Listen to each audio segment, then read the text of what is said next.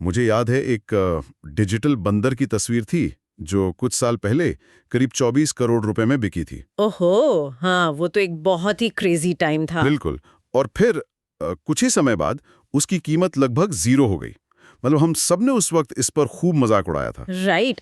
लोगों को लगा कि ये तो बस एक इंटरनेट जोक है। हाँ, लेकिन आज जब दुनिया उस जोक पर हंसकर आगे बढ़ चुकी है, तो रिसर्च के अनुसार दुनिया की सबसे बड़ी टेक कंपनियां और वित्तीय संस्थाएं छुपचाप उसी बंदर वाली तकनीक का इस्तेमाल कर रही हैं। बिल्कुल कर रही हैं। और वो इंटरनेट का पूरा ढांचा बदलने की कोशिश कर रही हैं। आखिर क्यों? ये एक बहुत ही शानदार सवाल है। देखिए, जब भी कोई नई तकनीक आती है ना, और उसके आसपास बहुत बड़ा सांस्कृतिक शोर या जिसे हम हाइप कहते हैं, राइट। वो बन जाता है, तो असल मुद्दा कहीं खो जाता है। राइट। वो शोर इतना ज्यादा होता है कि बुनियादी बात छिप जाती है। एग्जैक्टली। लोगों ने उस वक्त बस दो ही बातें मान ली थीं। या तो ये मान लिया कि ये दुनिया का भविष्य है, या फिर ये कि ये पूरी तरह से एक बेवकूफ़ी भरा स्कैम है। वाह, बीच का कोई रास्ता ही नहीं था। बिल्कुल। लेकिन सच्चाई हमेशा इन दोनों अतियों के बीच में कहीं होती है। सही बात है। और हमारे crypto beyond the hype series की इस गहन चर्चा यानी इस डीप डाइव का मिशन भी यही है। हम इस सारे शोर को किनारे करेंगे। हाँ, ये बहुत ज़रूरी है। बिना किसी भारी भरकम तकनीकी शब्दों के हम ये समझने की कोशिश करेंगे कि ये जो एनएफटी हैं वो असल में क्या करने की कोशिश कर रहे हैं। बिल्कुल। और हमें सिर्फ इसके असली मतलब पर फोकस करना चाहिए। राइट। क्योंकि अगर हम सिर्फ हेडलाइंस को देखकर किसी तकनीक को जज करेंगे, तो हम शायद उस बड़े बदलाव को मिस कर देंगे जो इंटरनेट की दुनिया में चुपचाप आकार ले रहा है। मैं पूरी तरह सहमत हूँ। शोर के पीछे हमेशा एक बुनियाद होती है और आज हमें उसी बुनियाद को समझना है। तो चलिए शुरू करते हैं। हाँ, अगर हम इस बुनियादी तकनीक को समझ लें, तो हम देखेंगे कि ये सिर्फ डिजिटल तस्वीरों के बारे में नहीं है। मतलब ये इस बारे में है कि इंटरनेट पर ओनरशिप या स्वामित्व का असली मतलब क्या होता है। तो चलिए सबसे पहले इस भारी भरकम शब्द को ही डिकोड करते हैं। Non fungible token. हाँ, ये शब्द सुनने में काफी डरावना लगता है। बिल्कुल। अब टोकन तो फिर भी समझ आता है, लेकिन ये फंजिबल और नॉन फंजिबल क्या है, इसे समझने के लिए मैं एक बहुत ही आम जिंदगी का उदाहरण देता हूँ। हाँ, बताइए। मान लीजिए मेरे पास एक 10 रुपए का नोट है और किसी और के पास भी एक 10 रुपए का नोट है। ठीक है। अगर हम दोनों अपने नोट एक दूसरे से बदल लें यानी स्वैप कर लें, तो क्या उन पैसों की वैल्यू में कोई फर्क पड़ेगा? बिल्कुल नहीं, वो तो 10 रुपए ही रहेंगे। एग्जैक्टली। एक 10 रुपए का नोट दूसरे 10 रुपए के नोट के बिल्कुल बराबर है। इसे कहते हैं फंजिबल होना। राइट। यानी जो चीजें एक दूसरे से आसानी से बदली जा सकें और जिनकी वैल्यू एक समान हो। एकदम सटीक उदाहरण है। और अगर हम बड़े परिदृश्य को देखें, तो ज्यादातर क्रिप्टो करेंसीज इसी फंजिबल मॉडल पर काम करती हैं। अच्छा, मतलब बिटकॉइन भी फंजिबल है? बिल्कुल। एक बिटकॉइन की वैल्यू दूसरे बिटकॉइन के बिल्कुल बराबर होती है। कोई भी उन्हें आपस में बदल सकता है, कोई फर्क नहीं पड़ता कि आपके पास कौन सा वाला बिटकॉइन है। Make sense. लेकिन अब जरा एक अलग स्थिति की कल्पना करते हैं। मान लीजिए किसी के पास किसी बहुत ही मशहूर गायक के कॉन्सर्ट का एक खास टिकट है। पहली लाइन की वीआईपी सीट जैसी कोई चीज। हाँ, पहली लाइन, सीट नंबर 1। या फिर किसी के पास उसके पुश्तैनी घर के असली कागजात हैं, या किसी मशहूर पेंटर की अपने हाथों से साइन की हुई ओरिजिनल पेंटिंग है। राइट। क्या कोई इन चीजों को किसी भी आम कागज या किसी दूसरे टिकट से बदल सकता है? नहीं, बिल्कुल नहीं। उनकी तो अपनी एक अलग वैल्यू है। एग्जैक्टली। क्योंकि ये चीजें अपने आप में अद्वितीय हैं, यूनिक हैं। इनकी अपनी एक अलग पहचान है। बस इसी विशिष्टता को नॉन फंजिबल कहते हैं। वाओ, ये बहुत ही आसान तरीका है इसे समझने का। और यहीं पर सबसे दिलचस्प बात सामने आती है। ये साधारण सा कॉन्सेप्ट डिजिटल दुनिया की एक बहुत बड़ी प्रॉब्लम को सॉल्व करने की कोशिश कर रहा है। कौन सी प्रॉब्लम? देखिए, इंटरनेट की पूरी बनावट ही कॉपी पेस्ट पर आधारित है। हाँ, वो तो है। इंटरनेट पर किसी भी फाइल, फोटो या डॉक्यूमेंट की पलक झपकते ही हजारों कॉपीज बनाई जा सकती हैं। और हर कॉपी बिल्कुल ओरिजिनल जैसी ही होती है। राइट। हम रोज ही फॉरवर्ड्स और डाउनलोड्स करते हैं। बिल्कुल। लेकिन एनएफटी इस विशिष्टता को, यानी इस यूनिकनेस को पहली बार डिजिटल दुनिया में लेकर आया। यहाँ मैं थोड़ा रुकना चाहूंगा, क्योंकि लोग अक्सर सोचते हैं कि एनएफटी एक तरह का डिजिटल सिक्का है। हाँ, ये बहुत आम गलतफहमी है। लेकिन रिसर्च को गहराई से खंगालने पर जो बात मुझे सबसे ज्यादा चौंका गई वो ये थी कि यह पैसे की तरह काम ही नहीं करता। बिल्कुल नहीं करता। ये तो एक तरह के डिजिटल स्टैम्प पेपर या डिजिटल रसीद की तरह है। क्या मैं सही सोच रहा हूँ? आप बिल्कुल सही दिशा में सोच रहे हैं। ये कोई करेंसी नहीं है जिससे आप पेमेंट कर सकें। ये डिजिटल दुनिया में किसी चीज के यूनिक होने का एक पक्का मार्कर है। मतलब एक सर्टिफिकेट की तरह। एग्जैक्टली ये एक डिजिटल सर्टिफिकेट की तरह है जो ये साबित करता है कि कोई खास डिजिटल आइटम, चाहे वो कोई आर्ट हो, कोई रिकॉर्ड हो या कोई मेंबरशिप हो, वो ओरिजिनल है और उसका एक स्पेसिफिक मालिक है। राइट।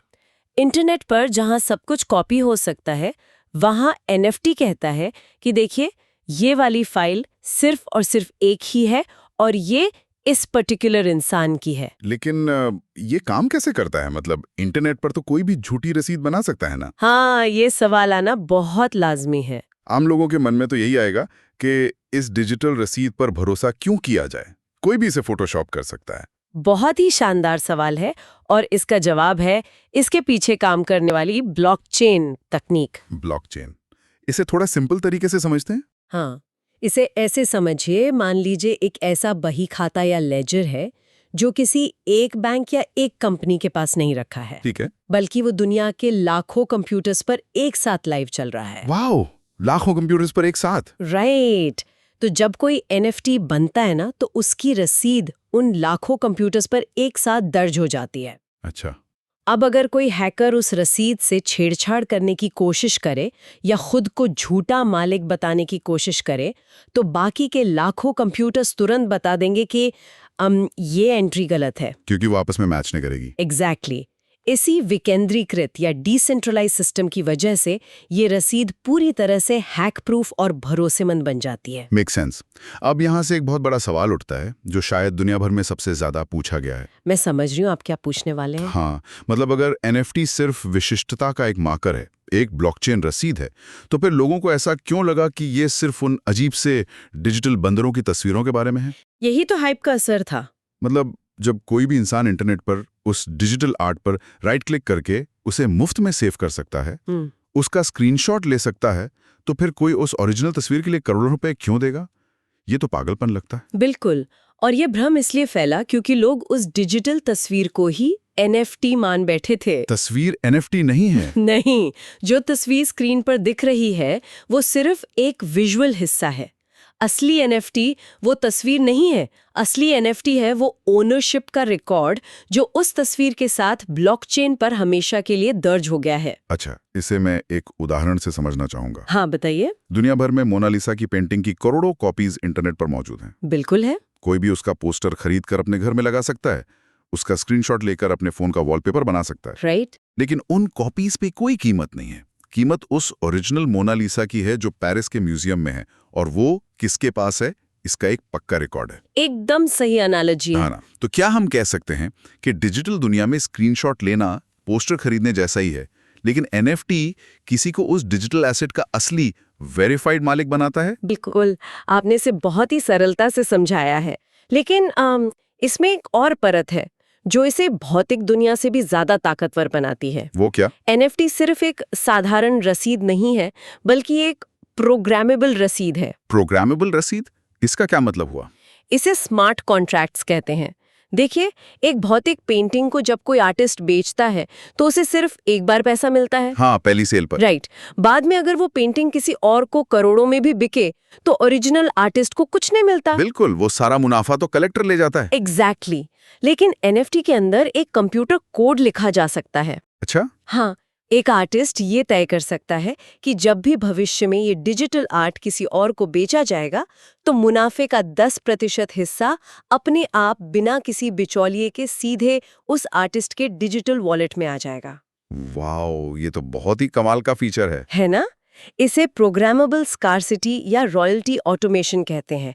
ये कुछ ऐसा है जो कागजी रसीदें कभी नहीं कर सकती। ये तो वाकई दिमाग को झकझोर देने वाला कॉन्सेप्ट है।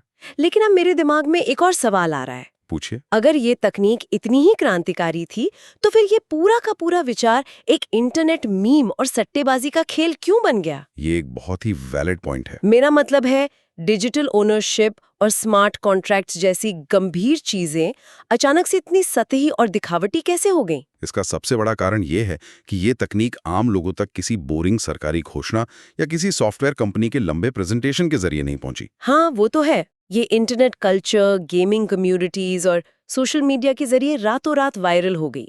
और जब कोई चीज अचानक वायरल होती है ना, तो उसमें स्टेटस सिंबल का एलिमेंट जुड़ जाता है। हाँ, मैंने रिसर्च में देखा कि लोग इन डिजिटल टोकन्स को अपनी प्रोफाइल पिक्चर बनाकर अपना स्टेटस दिखा रहे थे ट्विटर और बाकी जगहों पर। एग्जैक्टली। जैसे लोग महंगी गाड़ियां या ब्रांडेड घड़ियां पहनकर अपना रुतबा दिखाते हैं, वैसे इंटरनेट पर अपना रुतबा दिखाने का ये नया तरीका बन गया था। बिल्कुल सही कहा आपने। कुछ लोगों ने सच में डिजिटल क्रिएटर्स का समर्थन करने के लिए इन्हें खरीदा था, लेकिन हमें ये भी मानना पड़ेगा कि ज्यादातर लोग सिर्फ और सिर्फ सट्टेबाजी यानी स्पेक्यूलेशन के लिए इसमें कूदे थे। हाँ, क्विक मनी के चक्कर में। राइट। उनका बस एक ही मोटिव था, आज किसी डिजिटल टोकन को सस्ते में खरीदो और कल किसी और को महंगे में बेचकर भारी मुनाफा कमा लो। और यही वजह है कि जब इस सट्टेबाजी का बुलबुला फूटा तो बहुत से आम लोगों को भारी नुकसान हुआ। हाँ, बहुत लोगों के पैसे डूबे। तो क्या हम इस तकनीक की आलोचना करने वालों को गलत कह सकते हैं? मुझे लगता है बिल्कुल नहीं। इस तकनीक की जो आलोचना हुई वो पूरी तरह से जायज थी। मैं पूरी तरह से सहमत हूँ। कई प्रोजेक्ट सिर्फ हवाई वादों पर टिके थे, उनका असल दुनिया में कोई उपयोग नहीं था। सही बात है। और इसीलिए ये समझना बहुत जरूरी है कि बिना किसी ठोस उपयोग या कॉन्टेक्स्ट के किसी भी एनएफटी की अपनी कोई वैल्यू नहीं होती। इस कॉन्टेक्स्ट वाली बात को हम थोड़ा गहराई से समझते हैं। एक दिलचस्प उदाहरण जो मैंने पढ़ा था वो किसी एक्सक्लूसिव क्लब के मेंबरशिप कार्ड का था। अच्छा उदाहरण है। एक प्लास्टिक के कार्ड की अपनी कोई कीमत नहीं होती, शायद बनाने में 1 रुपया भी नहीं लगता होगा। बिल्कुल। लेकिन उस कार्ड की असली वैल्यू उस एक्सेस में है जो वो देता है, मतलब उस क्लब के अंदर जाने की परमिशन। कार्ड तो सिर्फ एक जरिया है। राइट। बिल्कुल वैसे ही एनएफटी अपने आप में सिर्फ एक खाली डिजिटल टोकन है। उसकी असली वैल्यू इस बात पर निर्भर करती है कि वो किस चीज को रिप्रेजेंट कर रहा है। बिल्कुल सटीक एनालॉजी है ये। और इसीलिए मैं कहती हूँ कि उस सट्टेबाजी वाले बुलबुले का फूटना बहुत जरूरी था। जरूरी था। क्यों? क्योंकि स्पेक्यूलेटर्स और सट्टेबाजों के बाहर जाने के बाद ही असली सॉफ्टवेयर इंजीनियर्स को शांति से इस बात पे काम करने का मौका मिला कि इस तकनीक का वास्तविक दुनिया में क्या उपयोग हो सकता है। तो चलिए इसी वास्तविक दुनिया के उपयोग की बात करते हैं। हाँ, ये बहुत दिलचस्प हिस्सा है। आर्ट व अजीबोगरीब तस्वीरों से परे रोजमर्रा की चीजों में इस विशिष्टता और सीमित उपलब्धता का आखिर क्या काम है? एक बहुत ही व्यवहारिक उदाहरण लेते हैं, टिकटिंग इंडस्ट्री का। टिकटिंग में तो बहुत बड़ी क्रांति आ सकती है। बिल्कुल, बड़े कॉन्सर्ट्स या स्पोर्ट्स इवेंट्स में टिकट्स की ब्लैक मार्केटिंग एक बहुत बड़ी समस्या है। कुछ लोग ऑटोमेटेड सॉफ्टवेयर का इस्तेमाल करके सारे टिकट्स खरीद लेते हैं और फिर उन्हें 10 गुने दाम पर बेचते हैं। हाँ, इसे स्कैल्पिंग कहते हैं। बहुत ही आम बात है ये। तो क्या एनएफटी इस समस्या को हल कर सकता है? 100% हल कर सकता है। देखिए, आज के समय में एक डिजिटल टिकट सिर्फ एक क्यूआर कोड या बारकोड होता है, राइट, जिसका कोई भी आसानी से स्क्रीनशॉट ले सकता है और एक ही टिकट को 10 अलग-अलग लोगों को बेचकर उन्हें धोखा दे सकता है। हाँ, क्योंकि स्कैनर को तो बस वो कोड चाहिए। एग्जैक्टली। लेकिन अगर वो टिकट एक एनएफटी हो तो कहानी पूरी तरह बदल जाती है। कैसे? मैकेनिकली ये कैसे काम करेगा? क्योंकि एनएफटी टिकट एक साधारण तस्वीर या कोड नहीं है, ये एक स्मार्ट कॉन्ट्रैक्ट से बंधा हुआ है, जो हमने पहले डिस्कस किया था, प्रोग्रामेबल रसीद। राइट। तो पहली बात, इवेंट ऑर्गेनाइजर ये कोड सेट कर सकता है कि कोई भी व्यक्ति इस टिकट को असली कीमत से ज्यादा पर नहीं बेच सकता। वाओ, मतलब ब्लैक मार्केटिंग का स्कोप ही खत्म। बिल्कुल। अगर कोई इसे ब्लैक में बेचने की कोशिश करेगा तो सिस्टम उसे ट्रांसफर ही नहीं होने देगा। ये तो कमाल है। और दूसरी बात, जब कोई व्यक्ति स्टेडियम के गेट पर पहुंचेगा तो स्कैनर उस टिकट का स्क्रीनशॉट नहीं देखेगा। तो क्या देखेगा? वो सीधे ब्लॉकचेन पर ही वेरीफाई करेगा कि क्या यही व्यक्ति उस टिकट का असली और एकमात्र मालिक है। इससे नकली टिकटों का धंधा जड़ से खत्म हो सकता है। ये एक बहुत ही ठोस उदाहरण है और मुझे लगता है कि गेमिंग की दुनिया में भी इसका बहुत बड़ा असर पड़ने वाला है। गेमिंग तो इसका सबसे बड़ा यूज केस होने वाला है। हाँ, क्योंकि आज लाखों बच्चे और गेमर्स फोर्टनाइट या पबजी जैसे गेम्स में हजारों रुपए खर्च करके डिजिटल कपड़े, हथियार या कारें खरीदते हैं। स्किन्स और वेपन्स, बिल्कुल। Right. लेकिन तकनीकी रूप से वो उन चीजों के मालिक नहीं होते। अगर कल को गेम बनाने वाली कंपनी उनका अकाउंट बैन कर दे या गेम का सर्वर हमेशा के लिए बंद कर दे तो उनके सारे पैसे और मेहनत पानी में मिल जाते हैं। ये आज के इंटरनेट की सबसे बड़ी सच्चाई है जिसे हम अक्सर इग्नोर कर देते हैं। राइट। आज हम डिजिटल दुनिया में सिर्फ किराएदार हैं, मतलब टेनेंट्स हैं। किराएदार। हाँ, हम म्यूजिक स्ट्रीमिंग एप्स के सब्सक्रिप्शन लेते हैं, क्लाउड स्टोरेज खरीदते हैं, गेम्स में डिजिटल एसेट्स खरीदते हैं, लेकिन असल में हम किसी चीज के मालिक नहीं हैं। सही कहा, हम सिर्फ एक्सेस के लिए पे कर रहे हैं। एग्जैक्टली। जिस दिन हमने सब्सक्रिप्शन देना बंद किया या वो कंपनी बंद हो गई, हमारा सारा एक्सेस खत्म हो जाता है। तो एनएफटी इस किराएदार वाली मानसिकता को कैसे बदलता है? एनएफटी उस डिजिटल हथियार या डिजिटल संपत्ति को गेमिंग कंपनी के सर्वर से निकालकर सीधे गेमर के खुद के डिजिटल वॉलेट में डाल देता है। अच्छा, मतलब कंट्रोल यूजर के पास आ गया। बिल्कुल। अब वो गेमर उस चीज का असली मालिक है। अगर वो गेम बंद भी हो जाए ना, तब भी वो संपत्ति गेमर के वॉलेट में सुरक्षित रहेगी। वाओ! वो चाहे तो उसे किसी दूसरे खिलाड़ी को खुले बाजार में बेच सकता है या भविष्य में शायद उस हथियार को किसी दूसरे नए गेम में भी इस्तेमाल कर सकता है। इसे तकनीकी भाषा में इंटरऑपरेबिलिटी कहते हैं। और ये बात सिर्फ गेमिंग तक सीमित नहीं है। अगर हम बड़े परिदृश्य को देखें तो रियल एस्टेट के कागजातों का डिजिटाइजेशन, लॉयल्टी प्रोग्राम्स और हमारी डिजिटल पहचान, इन सब में इस डिजिटल यूनिकनेस का इस्तेमाल हो सकता है। हाँ, संभावनाएं बहुत ज्यादा हैं। कुल मिलाकर बात यह है कि इंटरनेट अब एक बहुत बड़े बदलाव से गुजर रहा है। अभी तक इंटरनेट सिर्फ देखने और शेयर करने की जगह था। हम वेबसाइट्स देखते थे, फोटो शेयर करते थे। राइट, वेब 2.0 का जो एरा था। एग्जैक्टली। लेकिन अब इंटरनेट स्वामित्व और भागीदारी यानी ओनरशिप और पार्टिसिपेशन की ओर बढ़ रहा है। बिल्कुल। ये सिर्फ एक नई तकनीक नहीं है, ये सत्ता का हस्तांतरण है, बड़ी टेक कंपनियों के सर्वर से लेकर आम इंसान के हाथों तक। बहुत खूब कहा आपने। और इसीलिए भले ही वो डिजिटल बंदरों वाला हाइप पूरी तरह से खत्म हो गया हो, लेकिन ये जो मुख्य विचार है कि हम डिजिटल दुनिया में अपना स्वामित्व कैसे साबित करेंगे, ये विचार कहीं नहीं जाने वाला। तो चलिए अपनी इस चर्चा को समेटते हैं और आज के इस डीप डाइव के कुछ मुख्य निष्कर्ष निकाल लेते हैं, ताकि श्रोताओं को पूरी तस्वीर एकदम साफ हो जाए। हाँ, समराइज करना अच्छा रहेगा। अगर हम आज की इस पूरी बातचीत का निचोड़ निकालें तो 3 मुख्य बातें सामने आती हैं। पहली बात, एनएफटी कोई साधारण क्रिप्टो करेंसी या पैसा नहीं है जिन्हें एक दूसरे से विनिमय या स्वैप किया जा सके। राइट, वो फंजिबल नहीं है। हाँ, ये डिजिटल दुनिया में विशिष्टता और सत्यता के परिचायक हैं। ये एक ऐसे डिजिटल स्टैम्प पेपर की तरह हैं जिन्हें हैक नहीं किया जा सकता। और दूसरी अहम बात जो आज स्पष्ट हुई, ये सिर्फ उन डिजिटल तस्वीरों के बारे में नहीं है। वो तो इस तकनीक का सिर्फ एक शुरुआती और सतही इस्तेमाल था। बिल्कुल, सिर्फ एक यूज केस। हाँ, असल में एनएफटीज डिजिटल ओनरशिप और डिजिटल एक्सेस की बुनियाद तैयार कर रहे हैं। ये इंटरनेट यूजर्स को डिजिटल दुनिया में किराएदार से असली मालिक बनाने की दिशा में एक बहुत बड़ा कदम है। और तीसरी सबसे महत्वपूर्ण बात, बिना किसी मतलब उपयोग या कॉन्टेक्स्ट के किसी भी एनएफटी की कोई वैल्यू नहीं है। ये पॉइंट लोगों को हमेशा याद रखना चाहिए। अगर कोई डिजिटल टोकन सिर्फ हवा में बातें कर रहा है और उसके पीछे कोई ठोस उपयोगिता, जैसे कि कोई इवेंट टिकट, गेमिंग एसेट या किसी क्लब का एक्सेस नहीं है, तो वो सिर्फ मार्केटिंग और सट्टेबाजी है। बिल्कुल। हमें उस मार्केटिंग के शोर से ज्यादा उसके पीछे के उद्देश्य पर ध्यान देना चाहिए। एकदम सही। जब हम शोर और बुनियाद को अलग कर देते ना, तभी हमें किसी तकनीक का असली चेहरा दिखाई देता है। इस गहन चर्चा को खत्म करने से पहले मैं एक ऐसा विचार छोड़ना चाहूंगा जो शायद आज की चर्चा के दौरान सीधे तौर पर सामने नहीं आया, लेकिन ये हमारे भविष्य के लिए बहुत अहम है। वो क्या है? हम सब अपनी जिंदगी का एक बहुत बड़ा हिस्सा इस डिजिटल दुनिया में बिता रहे हैं। हम डिजिटल किताबें खरीदते हैं, म्यूजिक लाइब्रेरीज बनाते हैं, डिजिटल आर्ट कलेक्ट करते हैं और अपनी एक पूरी ऑनलाइन पहचान बनाते हैं। आज के समय में बड़ी टेक कंपनियों के नियम कहते हैं कि आप अपनी खरीदी हुई डिजिटल किताबें या म्यूजिक अपने बच्चों को वसीयत में नहीं दे सकते। मौत के साथ ही वो लाइसेंस खत्म हो जाता है। ये एक बहुत ही विचारणीय पहलू है। मैंने इस बारे में कभी ऐसे नहीं सोचा था। और शायद यहीं पर डिजिटल ओनरशिप का असली भविष्य छिपा है। एनएफटी के जरिए भविष्य में लोग अपनी डिजिटल संपत्तियों की डिजिटल वसीयत बना सकेंगे। Wow, digital will. राइट। और अपनी भौतिक संपत्ति की तरह ही अपनी डिजिटल संपत्ति भी अपनी अगली पीढ़ी को सौंप सकेंगे। ये तकनीक सिर्फ पैसे कमाने का जरिया नहीं है, ये इस बात की गारंटी खोजने की कोशिश है कि हमारी डिजिटल पहचान और हमारे डिजिटल एसेट्स हमेशा हमारे ही रहें। ये सच में बहुत पावरफुल थॉट है। तो आज की इस चर्चा से हमारा मकसद किसी तकनीक का समर्थन करना या उससे डराना नहीं था। मकसद था लोगों को सतर्क उत्सुकता यानी कॉशिश क्यूरियोसिटी के साथ आगे बढ़ने के लिए प्रेरित करना। बिल्कुल। सतर्क रहना जरूरी है क्योंकि डिजिटल दुनिया में हाइप और लालच बहुत जल्दी पैदा होते हैं, लेकिन उत्सुक रहना भी उतना ही जरूरी है क्योंकि जो बदलाव आ रहे हैं वो आने वाले कल में इंटरनेट का पूरा नक्शा बदलने वाले हैं। सही कहा आपने। अगर crypto beyond the hype series का ये संतुलित नजरिया काम का लगा, जहां शोर से दूर सिर्फ मतलब की बात होती है, तो जुड़े रहें।